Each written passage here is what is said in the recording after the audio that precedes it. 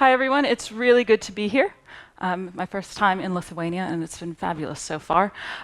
This presentation, as you know, is about data and analytics in production at scale. Unlike a lot of other people who've been talking about the same sort of topic who've been quite technical, my presentation is not particularly technical. So if you want to see code, now's your chance to go and join one of the other sessions, because I'm going to talk about things like people, which I know technical people don't necessarily like to think about.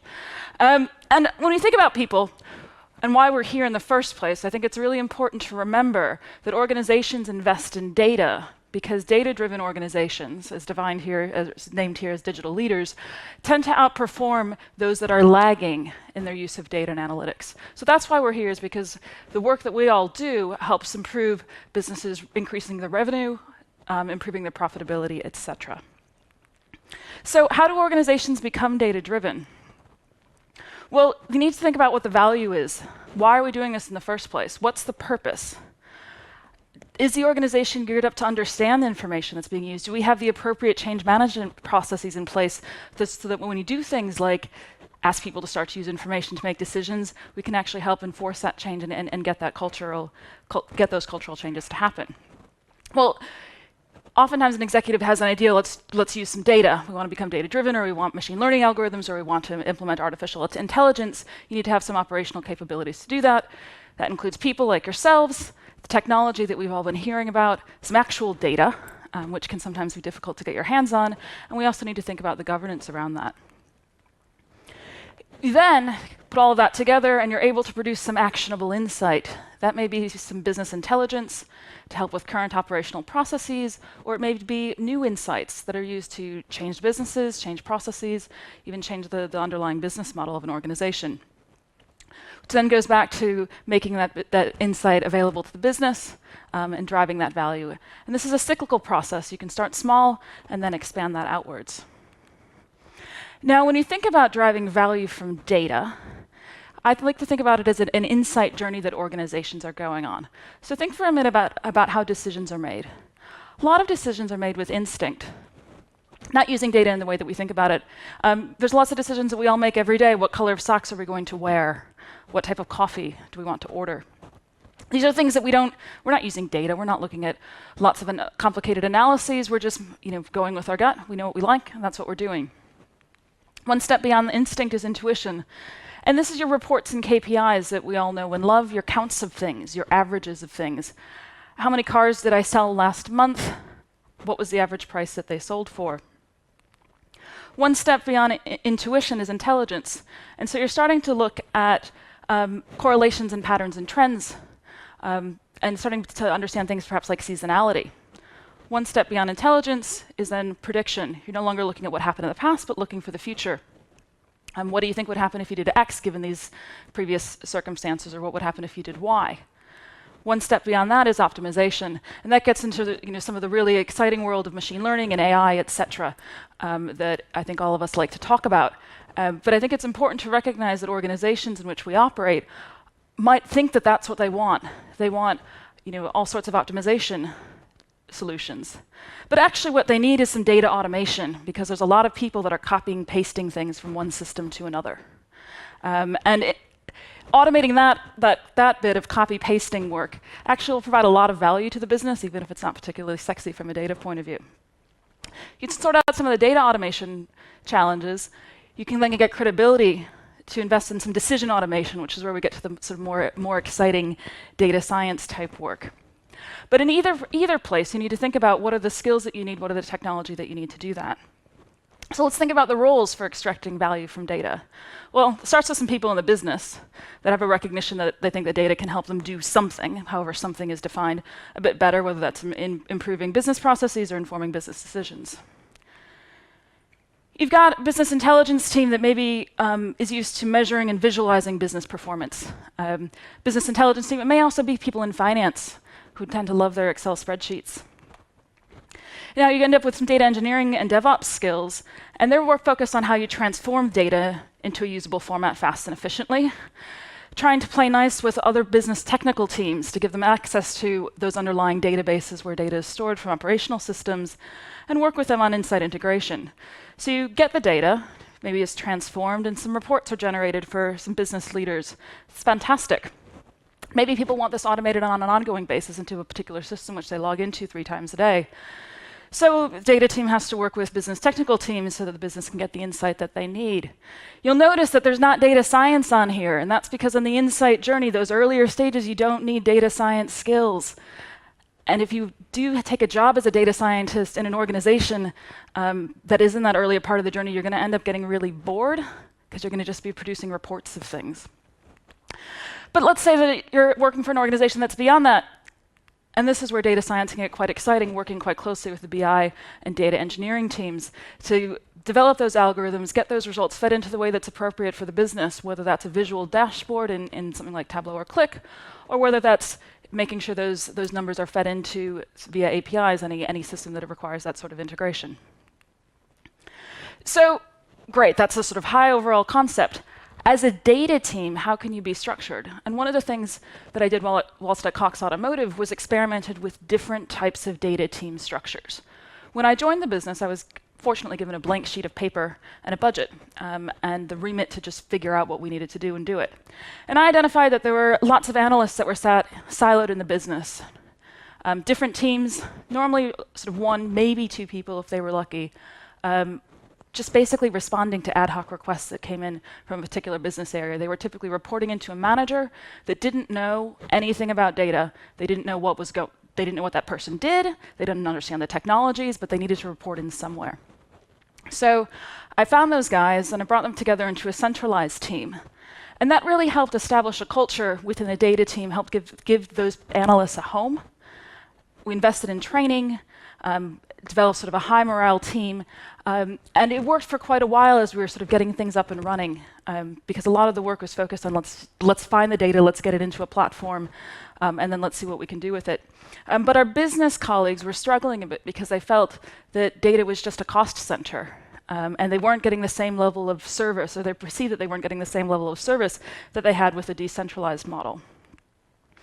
So I'm going to give you an example, again, from the automotive industry. I had a customer, Jane, who was the managing director of Jane's Leasing Company, and she would sell cars to car dealers at an auction. And so after Wednesday's auction, she was unhappy that only 60% of her cars sold, 40% of them didn't. And she blamed it on Cox Automotive. And so she called up her account manager, Bob, and said, Bob, what's going on? And so Bob then says, oh, I've got a problem. Jane's going to leave if I don't get this sorted and explain to her what's going on. So Bob asks Sally for a report of all of Jane's cars that she sold over the last 12 months. Sally dutifully replies to that, gives that to Bob. Bob goes back and looks at it and says, oh, actually, you know what? I think I want this over the last 3 years. So Sally gets the request in, and Sally gives that back to Bob. Now, Bob's wondering, actually, maybe we should look and see whether Jane's case is unique to Jane or whether it's actually reflective of the whole market. So goes back to Sally and says, hey, can we look at this data but in the context of the whole market? Problem with this is that Jane's not happy because she's not getting the answers that she needs, and she wants to know what action she can take. Bob is anxious about losing a customer. He wants to be able to tell a credible story, but doesn't seem to have the information to do it. And Jane is frustrated because she feels like she's wasting her time building analysis and reports that isn't going to be used. She wants to do the right thing, but she doesn't have enough information to do it. And this was a problem as we've matured as an organization that we started to see more and more. And that led us to develop a third model for the data team, where we assigned BI analysts to different business units. They weren't reporting directly into them, but sort of sat dotted into them like our colleagues in HR and finance. And what they had behind them was sitting fully within the central team was some data scientists and data engineering resources to leverage for the various initiatives that they had. It gave them, the analysts, an opportunity to work more closely with the business and serve as consultants. And the business also felt like they had more visibility and control into what was going on without fully taking those people back into their team like they had done in the decentralized model. And so we implemented this. When developed an iterative approach to development, you understand the business strategy, and you then focus on the proof of concept. So what's the business question need? You know, identify the business requirements, gather, cleanse the data, analyze it, communicate back those results. This is intended to be a very quick proof of concept type of thing. Let's get a one-off extract and actually see if the data's there. Now, a business might decide to kill it. They might decide to continue that process, or they might say, you know what, let's actually prototype this. We think that there's enough there, we want to make this real, so let's do a prototype to see if we can work through some of the more complicated data engineering questions, for example, that we'd have to solve in putting it into production. So you go through the same process, and I think critically at that stage you also start to engage with businesses' technical teams, because there may be some integrations that are required. As a result of that, you may determine it's not feasible, priorities change, or you may then move on to production. And so the example that we had, different slide. So we took this collaborative, iterative approach to help demystify the data development process for our business stakeholders. Things like gathering data, which we all know takes forever, because nothing is documented and nothing looks like you expect it to look. Suddenly we start to become a bit more transparent. The business starts to understand that it's not just your fault, but you've got some systems that haven't been updated and there's been code changes and database changes that nothing's been documented, etc.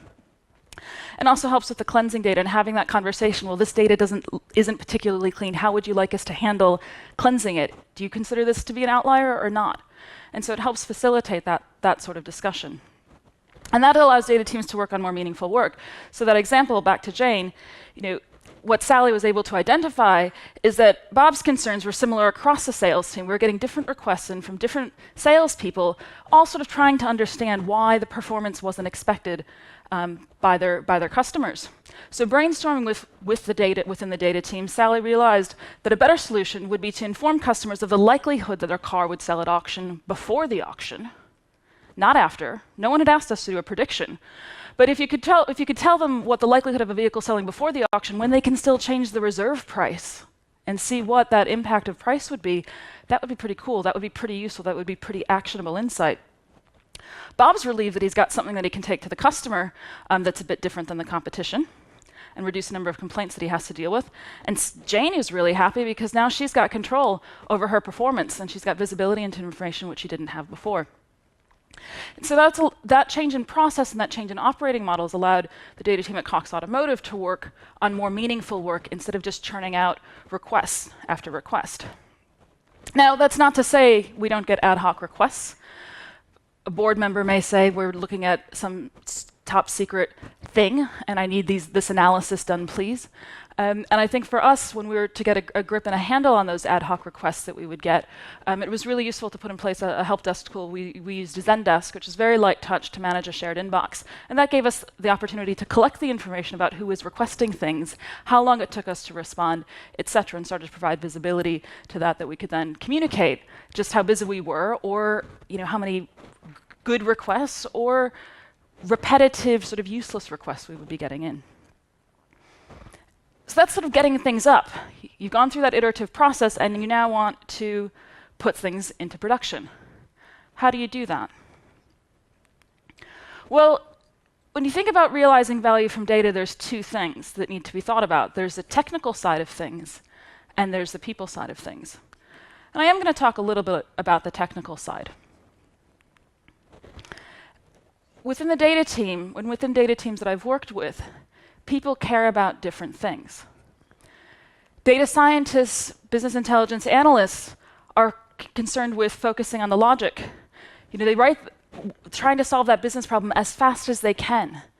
They don't typically come from a software engineering background. That they're focused on trying to figure out what the solution is for that business need.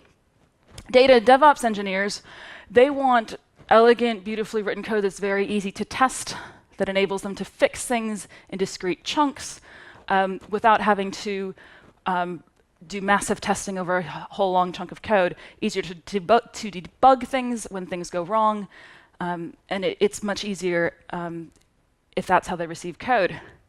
The problem with this is that analysts and data scientists don't have the skill set or the training to write elegant code and write it in a way that's robust, reliable, scalable, efficient, and it is really structured for robust testing. If that was their skill set, they wouldn't be analysts and data scientists. They would probably be data and DevOps engineers. So if they were to really put a lot of effort into it, they would probably make a mess of it. Or they might be put off by it, find it too overwhelming, and never begin. Data and DevOps engineers, if they go for it and they try to translate that logic, end up making a mess of it because they don't really care that much about what the business context is. They just want the code to work efficiently and deliver what it's expected to deliver. Or they might get bored because it's just a bunch of rinse and repeating work that they're doing with slightly different logic. Now, at Cox, we had this sort of ongoing debate, and the data engineers wanted the data scientists and the BI analysts to learn how to code in Scala, and the analysts and the data scientists are like, if I learned how to code in Scala, then who's going to do the data science and the analyst work? And so there was a bit of a divide going on, and what we came up with was a solution to cross that divide and have people step into each other's world a bit. We developed a framework called YMAC, which is available, we open sourced it, it's on GitHub. And it uses, as a metaphor, a braided river.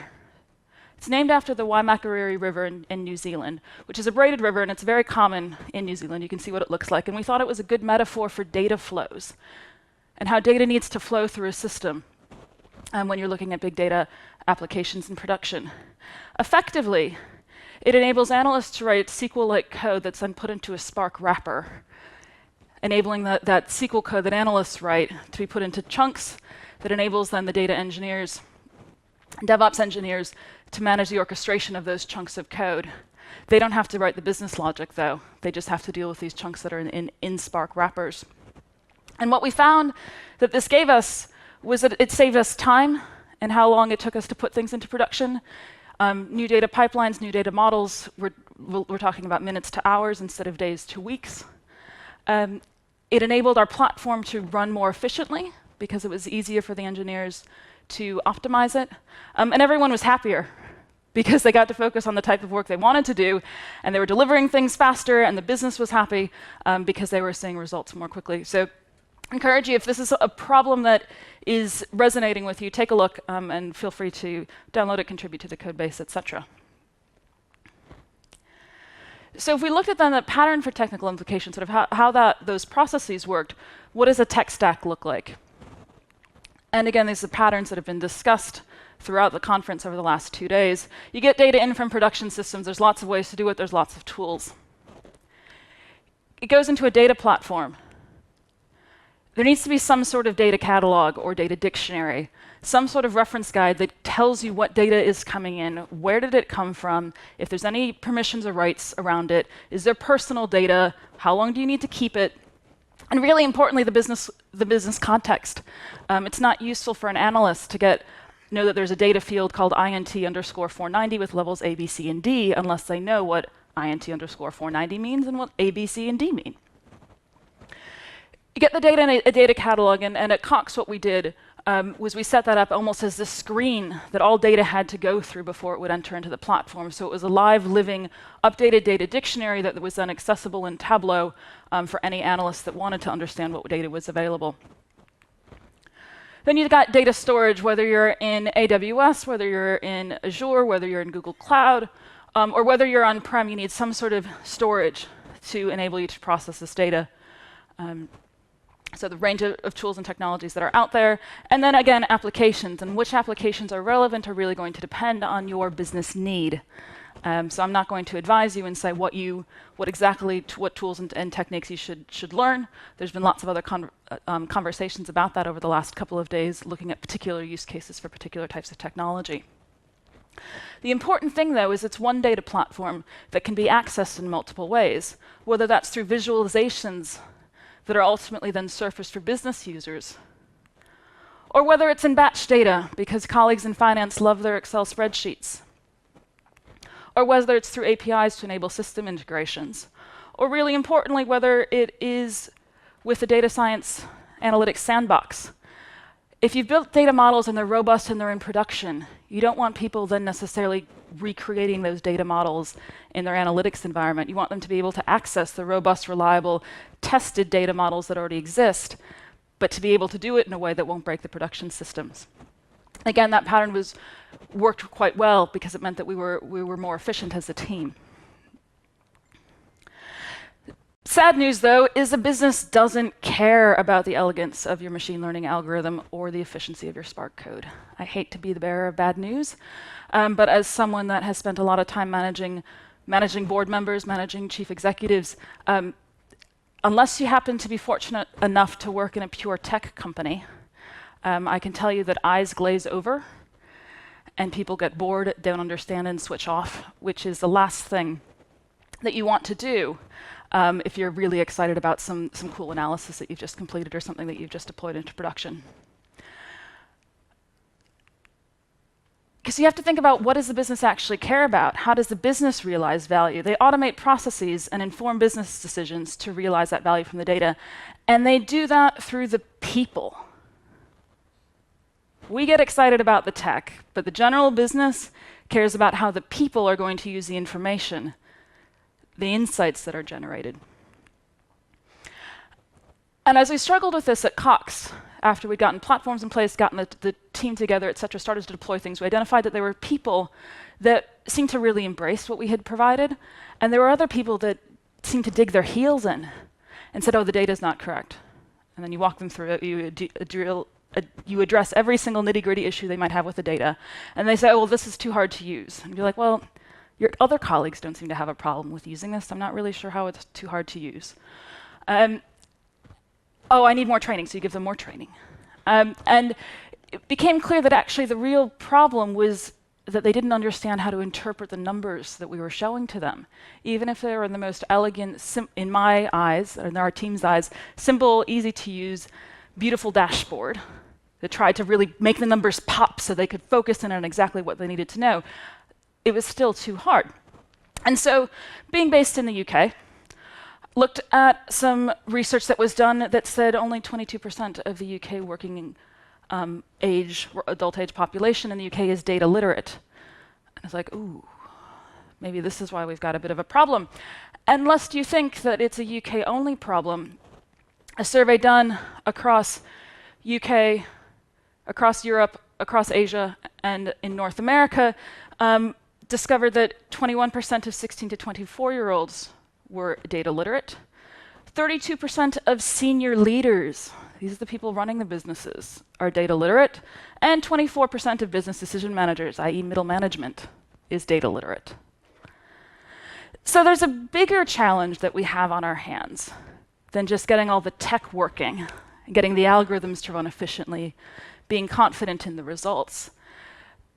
But the people that we're sharing this information with don't have the confidence to use it.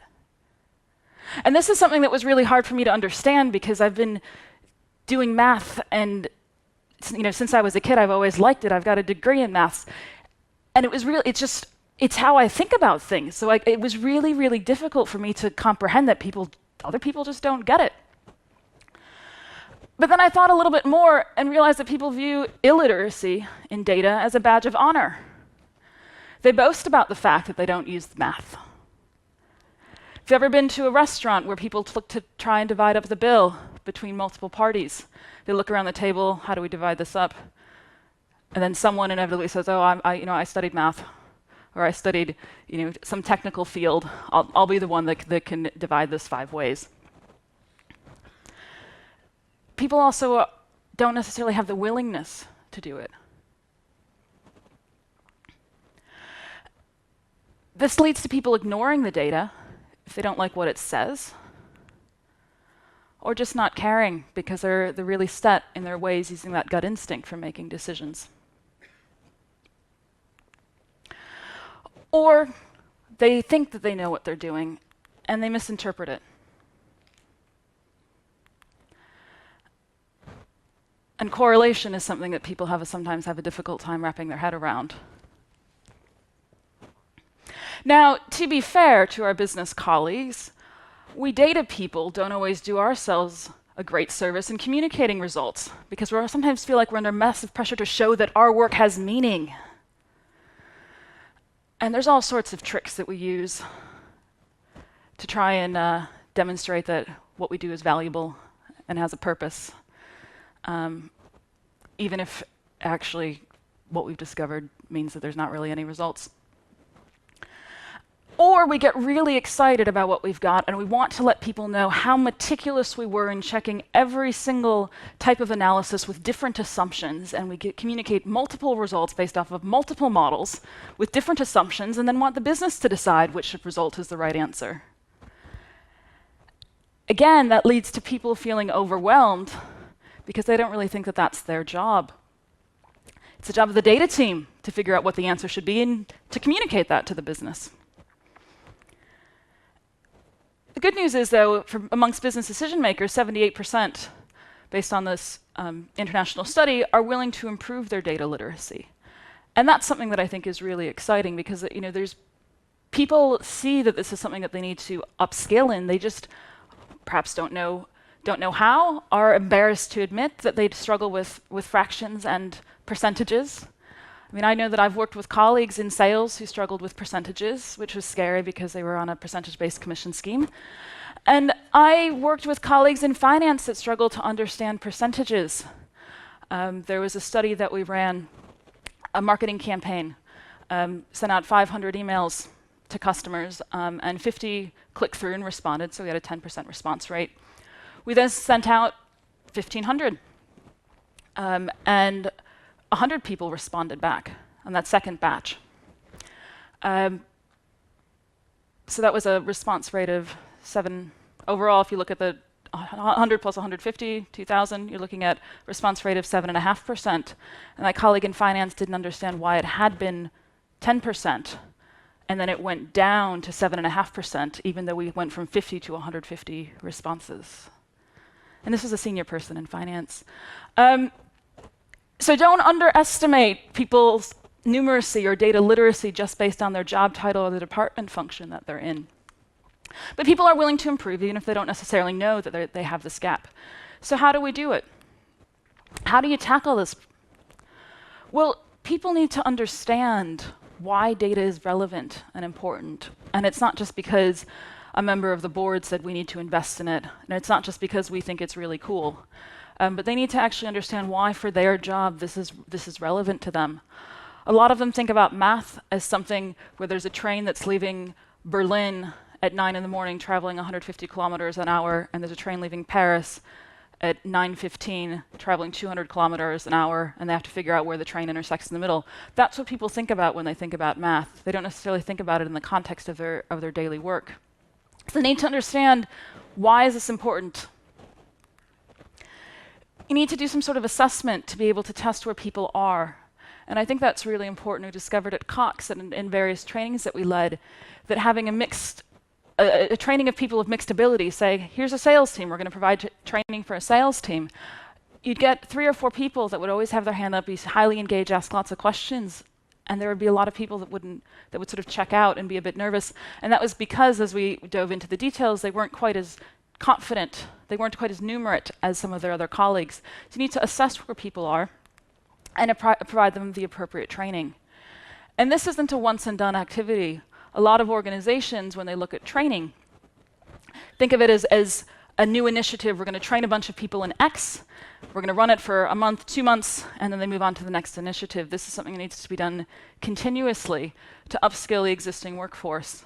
And I think organizations that think that they might be able to hire themselves out of this problem are a bit delusional, because the workforce that you would be hiring from has the same challenges.